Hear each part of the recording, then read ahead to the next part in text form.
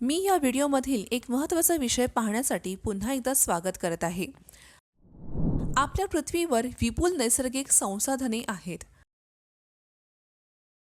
मागील इयत्तांमध्ये तुम्ही पाणी,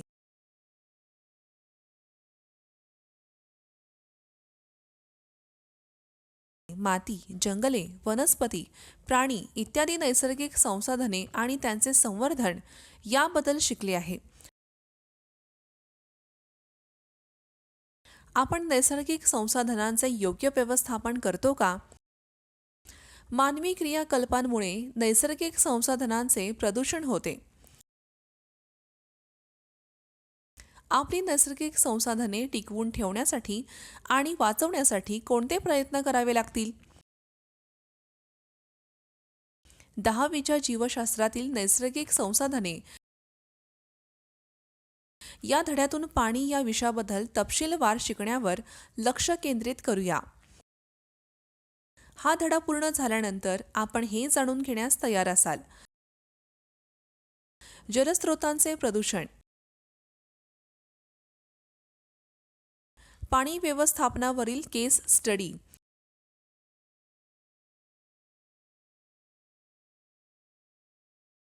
पाणी साठवण,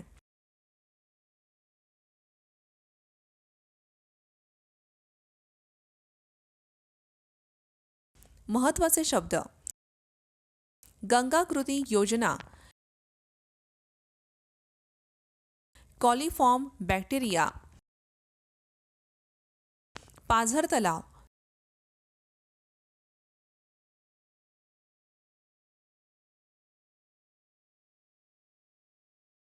सूक्ष्म सिंचन,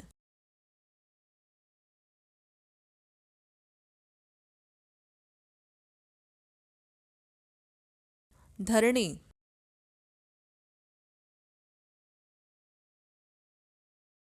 पाणी साठवण.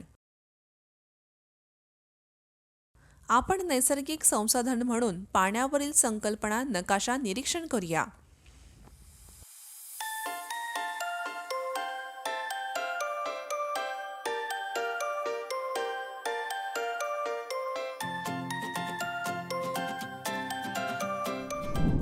तुम्हाला पर्यावरणीय समस्यांबद्दल आधीच काही माहिती आहे. पर्यावरण संरक्षणासाठी आंतरराष्ट्रीय आणि राष्ट्रीय कायदे, नियम आणि कायदे आहेत.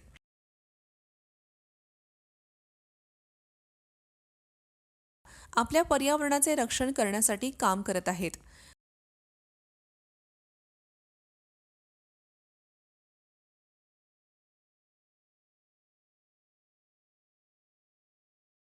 भारतातील प्रसिद्ध नदी गंगा आहे, जी हिमालयातील गंगोत्रीपासून बंगालच्या उपसागरातील गंगासागरपर्यंत 2500 किमीपेक्षा जास्त लांबीची आहे.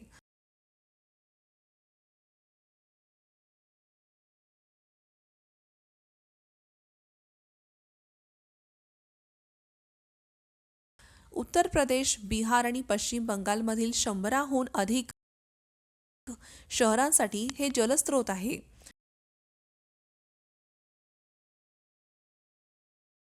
आंघोळ करणे, कपडे धुणे आणि राख किंवा न जळलेल्या मृतदेहांचे विसर्जन करणे यासारख्या मानवी कृती प्रदूषण निर्माण करतात.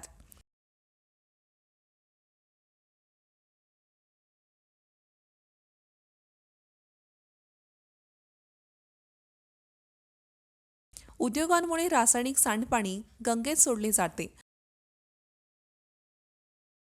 आणि त्यामुळे मासे आणि इतर जलचरांचा मृत्यू होतो.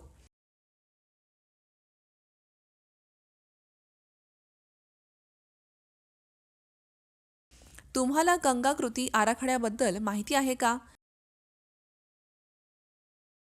गंगेच्या पाण्याची गुणवत्ता सुधारण्यासाठी 1985 मध्ये हा प्रकल्प कार्यान्वित झाला.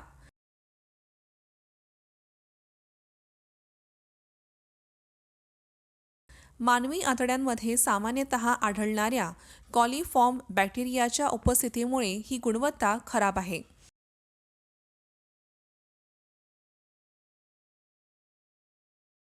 पाण्यात कॉलिफॉर्मची उपस्थिती रोग निर्माण करणाऱ्या सूक्ष्मजीवांमुळे दूषित झाल्याचे दर्शवते.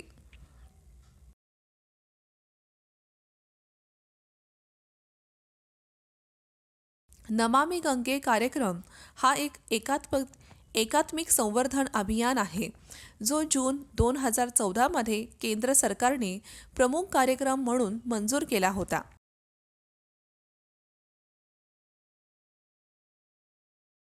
गंगा नदीचे प्रदूषण प्रभावीपणे रोखणे, संवर्धन आणि पुनरुज्जीवन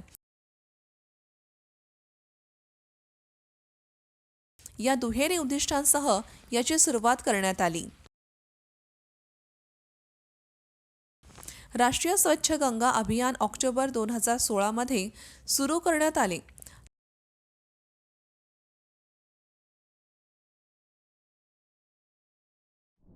तेलंगणा प्रदेशातील वारंगल जिल्ह्यातील वनपार्थी आणि वड्डीचेरला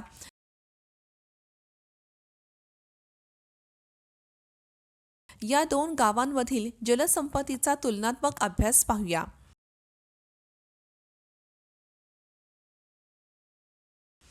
पहिल्या गावात पाण्याची कमतरता नाही आणि दुसऱ्या गावात भूजलाची कमतरता आहे.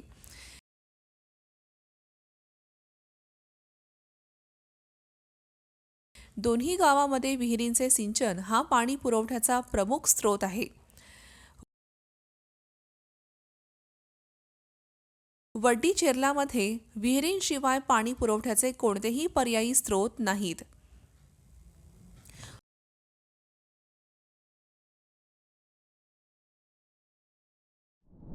वनपार्थीमध्ये एका विद्यमान टाकीचे पाझर तलावात रूपांतर करण्यात आले आहे.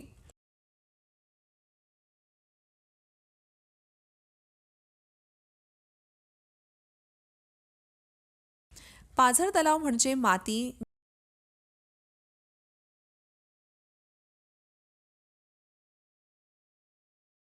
गाळ,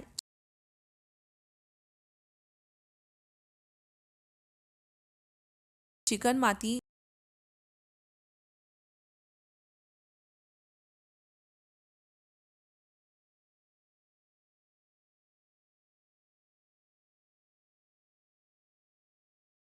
चिकणमाती, वाळू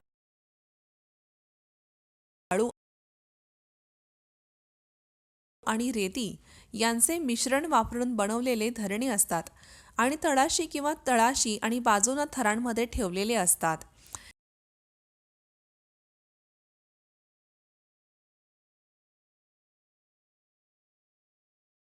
ते योग्यरित्या कॉम्पॅक्ट केलेले आहेत आणि पृष्ठभागावरील सिंचनासाठी आउटलेट बांध किंवा धरणाच्या खाली बनवले आहेत.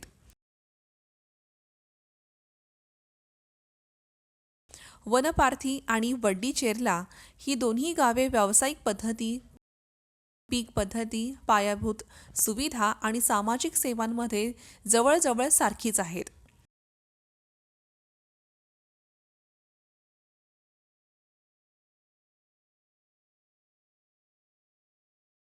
या गावांमध्ये मुख्य उपजीविकेचे साधन शेती आहे आणि घराचे उत्पन्न भूजलाच्या स्थितीवर अवलंबून असते.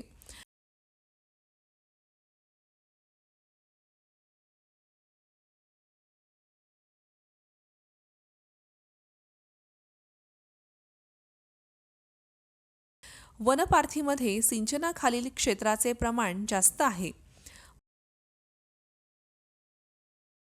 पाऊस अनियमित असला तरी शेतकरी भात शेतीला प्राधान्य देतात.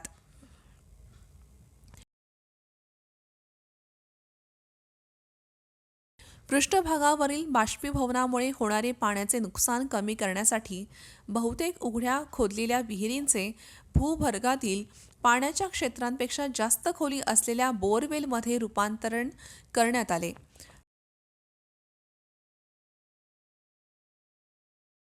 विहीर आणि बोअरवेलमधून पाणी सहसा वीज वापरून बाहेर काढले जाते, ज्यामुळे शेतीवरील भांडवली खर्च वाढतो.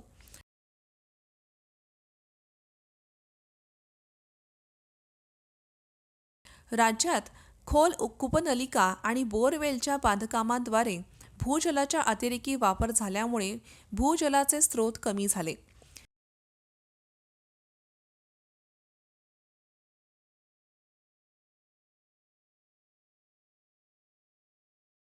सिकंदराबाद आंध्र प्रदेशातील सेंटर फॉर वर्ल्ड सॉलिडॅरिटीचा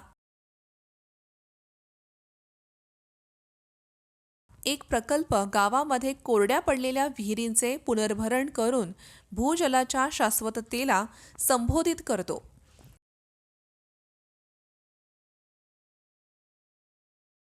शेतकऱ्यांना ठिबक सिंचन, स्प्रिंकलर इत्यादींचा वापर करण्यास प्रेरित केले गेले, ज्याला सूक्ष्म सिंचन तंत्र म्हणतात.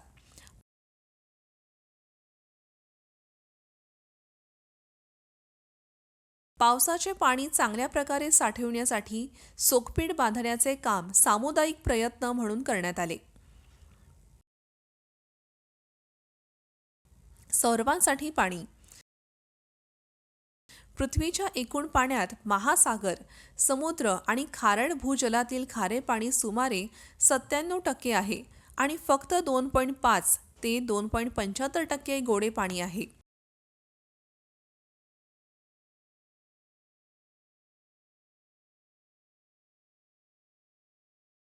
गोड्या पाण्यात हिमनद्या, बर्फ आणि बर्फात गोठलेले 1.75 ते 2% भूजल आणि मातीतील ओलावा म्हणून 0.7 ते 0.8% पर्यंत आणि तलाव, दलदल आणि नद्यांमध्ये 0.01% पेक्षा कमी पृष्ठभागावरील पाणी असते.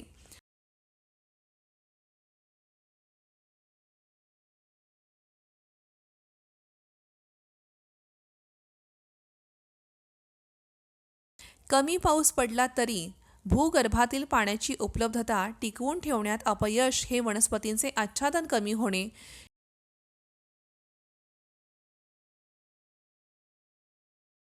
जास्त पाण्याची मागणी असलेल्या पिकांसाठी वळवणे आणि औद्योगिक सांडपाणी आणि शहरी कचऱ्यांमुळे होणारे प्रदूषण यामुळे होते.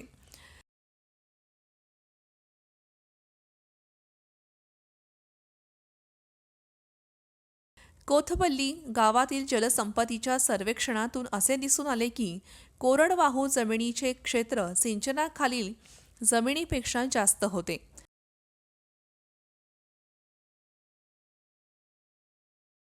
गावात कमी साक्षरता आणि कमी कामगारांमुळे ते लहान शेतात जास्त खते, कीटकनाशके वापरत होते.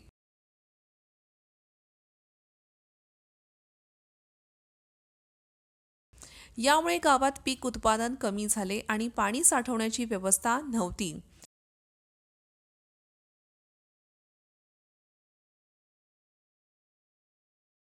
अर्धशुष्क उष्णकटिबंधीय प्रदेशांसाठी आंतरराष्ट्रीय पीक संशोधन संस्था ICRISAT ने गावकऱ्यांना शिक्षित केले आणि किफायतशीरपणे पाणी साठवणूक आणि मृदा संवर्धन संरचनांसाठी तांत्रिक सहाय्य प्रदान केले.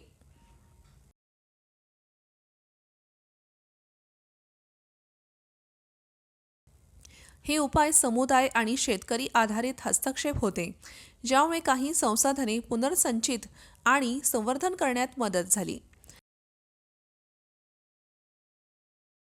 कोतपल्ली गावात जलसंपत्तीच्या सर्वेक्षणातून असे दिसून आले की कोरडवाहू जमिनीचे क्षेत्र सिंचनाखालील जमिनीपेक्षा जास्त होते.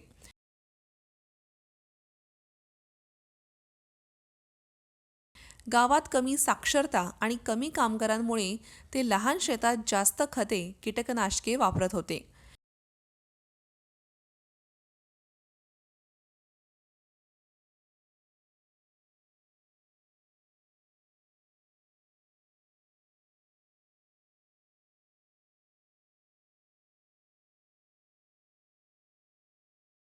यामुळे गावात पीक उत्पादन कमी झाले आणि पाणी साठवण्याची व्यवस्था नव्हती.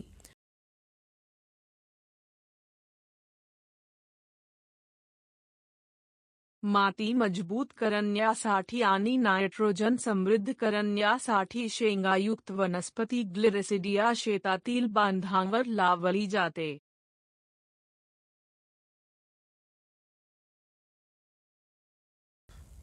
ठिबक सिंचनामुळे पाण्याचा वापर 70% कमी होतो, परंतु जगभरातील केवळ 2% लागवडी योग्य जमिनीवर या पद्धतीने सिंचन केले जाते.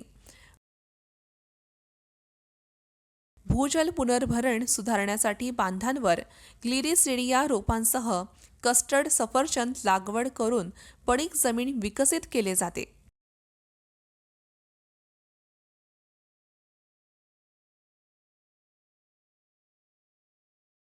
आंध्र प्रदेशात गोदावरी आणि कृष्णा नद्या सिंचनाचे प्रमुख स्रोत आहेत.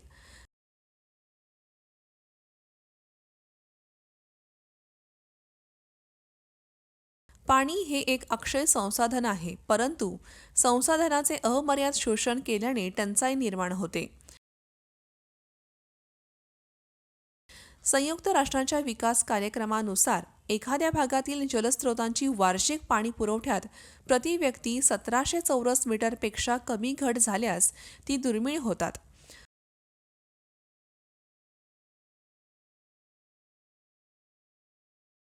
संयुक्त राष्ट्राच्या अन्न आणि कृषी संघटनेने असा अंदाज वर्तवला आहे की 2025 पर्यंत 1.8 अब्ज लोक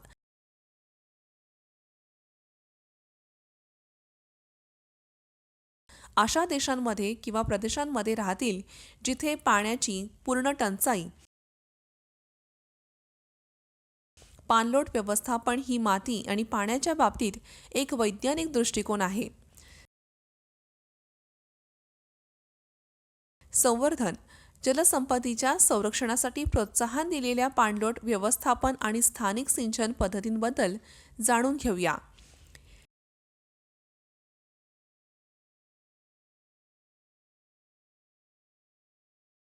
हिमाचल प्रदेशातील काही भागात 400 वर्षांपूर्वी कुल्ह नावाची स्थानिक कालव्यांद्वारे सिंचन प्रणाली विकसित झाली होती.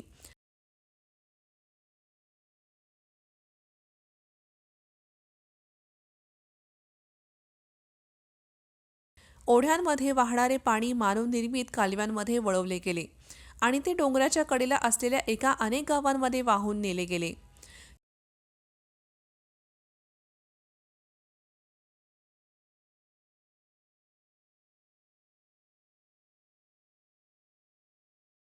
कुल्हांचे पाणी सिंचनासाठी वापरले जाते आणि माती भरणाऱ्या झऱ्यांमध्ये झिरपते.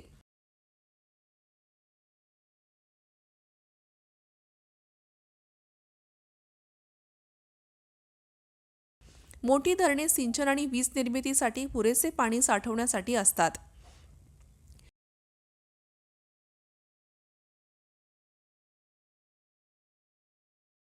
धरणांपासून निघणाऱ्या कालवे प्रणाली मोठ्या अंतरावर मोठ्या प्रमाणात पाणी वाहून नेतात.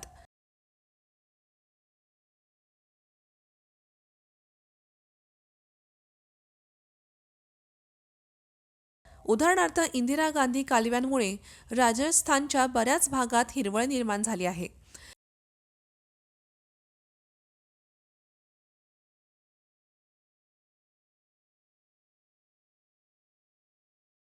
गंगा नदीवर टिहरी धरणासारखे मोठे धरण बांधण्यास आणि नर्मदा नदीवरील सरदार सरोवर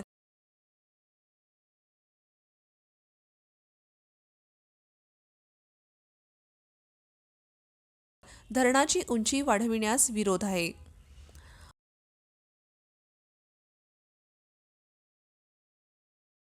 पुरेसा मोबदला किंवा पुनर्वसन न मिळाल्याने मोठ्या संख्येने शेतकरी आणि आदिवासींचे विस्थापन झाल्यामुळे हे आंदोलन सुरू झाले. आर्थिक समस्या म्हणजे प्रमाणबद्ध फायद्यांशिवाय मोठ्या प्रमाणात सार्वजनिक पैशांची गुंतवणूक.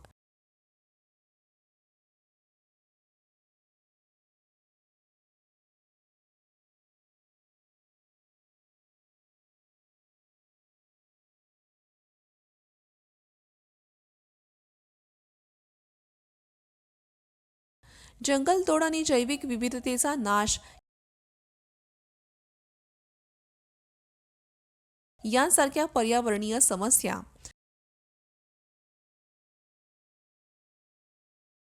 जंगलतोड आणि जैविक विविधतेच्या नाश यासारख्या पर्यावरणीय समस्या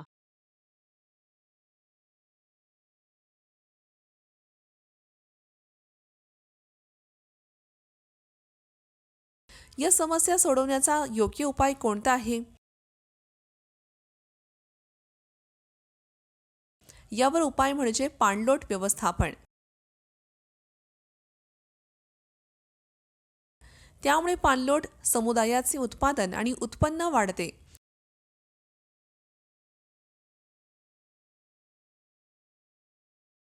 यामुळे दुष्काळ आणि पूर यांच्याशी लढण्यास मदत होते आणि नदीच्या प्रवाहातील धरणे आणि जलाशयांचे आयुष्य वाढते.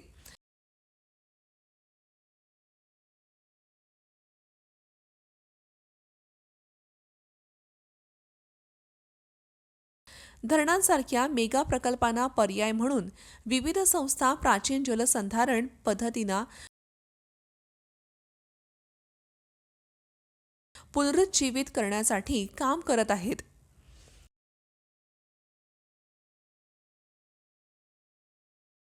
पाणी साठवण. भूजल पातळी पुनर्भरण करण्यासाठी जलसंधारण ही भारतातील एक जुनी संकल्पना आहे.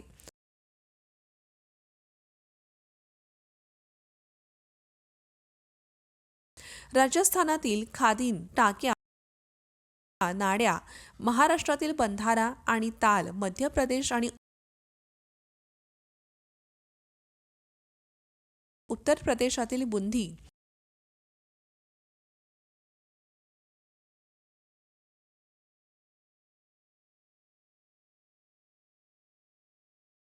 बिहारमधील अहार आणि पायन्स, हिमाचल प्रदेशातील कुल्ह, जम्मू प्रदेशातील कांडी पट्ट्यातील तलाव आणि तामिळनाडूमधील एरिस तळाशी, केरळमधील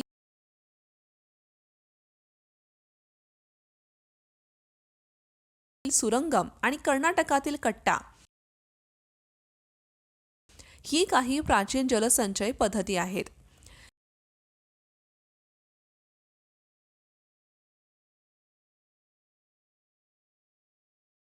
पाणी साठवण्याच्या रचना प्रामुख्याने चंद्रकोरी आकाराच्या चेक डॅम असतात, जे हंगामी पूर आलेल्या नाल्यांमध्ये बांधले जातात.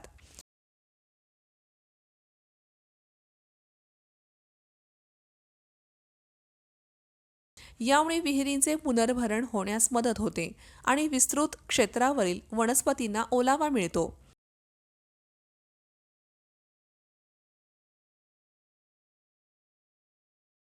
म्हणून संवर्धन म्हणजे सध्या आणि भविष्यात सर्व सजीवांच्या फायद्यासाठी या संसाधनांची काळजी घेण्याची पद्धत.